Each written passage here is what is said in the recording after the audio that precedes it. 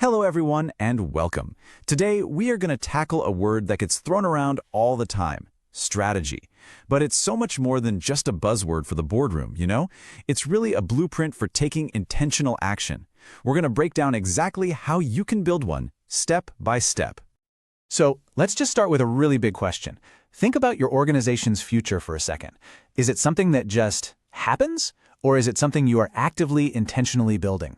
That choice right there is the absolute core of strategic thinking. And, why does this even matter? Well, because change that happens by design, that is planned, thoughtful, intentional change, is so much more likely to create real, tangible value. It's about grabbing the steering wheel instead of just being a passenger. To help us grab that wheel, we're going to use a simple but really powerful roadmap. See, strategic planning, when you boil it all down, is just a journey of answering 4 key questions. First, where are we right now? Second, where do we want to go? Third, how are we going to get there? And finally, how do we make sure we stay on track? This is our guide for the entire journey. Okay, let's dive right into that first crucial question. Where are we now? Because think about it. Before you can plan any kind of trip, you have to know your exact starting point on the map. This first step is all about analysis, looking both outside and inside. And what's the first rule of any big expedition? You scan the terrain ahead, right? In the world of strategy, that means looking at everything outside your organization. And one of the best tools we have for this is called a steeple analysis. It's a handy acronym that makes sure we look at all the external forces that could help or hinder our journey. So let's break steeple down, starting with the human side of things. S is for social. Think demographics, what are consumers into, how are lifestyles changing? T is for technological. What's on the horizon with things like AI that could totally shake up your world? And E is for ethical. What do people expect from you in terms of social responsibility and fair practices? Next, we zoom out to the broader landscape. The first E here is for economic stuff. Things like inflation or interest rates that affect how much money people have to spend. The second E is for environmental factors, and this is huge now. It's not just climate change, but also the growing demand for sustainable everything. And finally, we've got what I like to call the rules of the game. P is for political. How could new government policies or trade deals change things for you? And L is for legal. What are the laws and regulations you have to play by? All these things define the playing field. Okay, so once you've scanned the entire horizon, it's time to turn that lens around and look in the mirror. Because analyzing the outside world is only half the story. We absolutely have to do an honest gut check of our own internal resources and what we're actually capable of. What have we got to work with? And these resources fall into a few key buckets. You have the hard stuff, the tangible things you can count, like your money and your buildings. But then you have the soft resources, your people and your ideas. And honestly, things like your team's skills, your company culture, and your brand's reputation, that's often where the real competitive advantage is hiding. So we've looked out at the world, and we've taken a hard look inside. That's a ton of information, right? So how do we make sense of it all? Well, luckily, all this data comes together beautifully in one of the most famous and powerful tools in the entire world of strategy.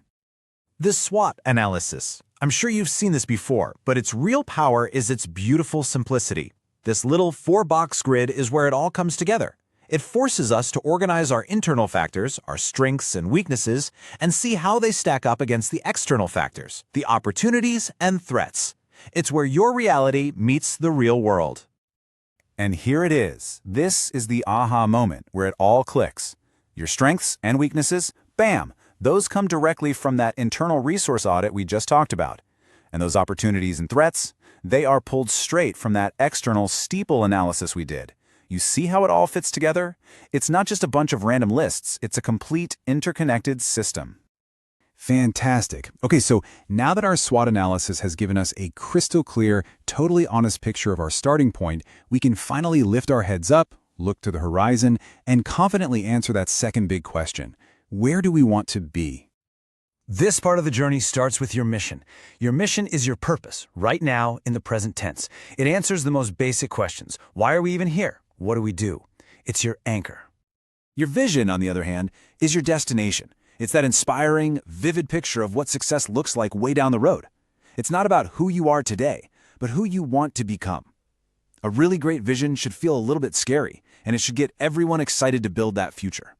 So, we know where we are, and we know where we want to go. Now for the really crucial part, choosing the best path to get there. How exactly are we going to make this journey? This is where we have to evaluate our different options. And you don't just pick a path randomly. To make sure you're making a smart choice, any potential strategy you're considering has to pass 3 really important tests. Is it suitable? Is it acceptable? And is it feasible? Now, what's really cool is how these tests basically boil down to 2 simple questions. Does it work? And is it worth it? Suitability and feasibility are all about does it work? Like, does this path actually solve the problems from our SWOT? And do we have the gas in the tank to make it to the end? Acceptability is all about is it worth it? Is the prize at the end worth the risk? And just as important, will our key stakeholders even get on the bus with us? Okay, we've analyzed where we are, we've defined our destination, and we've chosen our path. But let's be real, a plan is just a piece of paper until someone actually does something. And that brings us to our final and maybe most important question. How do we stay on track? So, how does a big, ambitious strategy actually get done? The secret is breaking it down into smaller and smaller pieces. A huge strategic plan cascades down into departmental goals, then into programs, then projects, all the way down to individual tasks.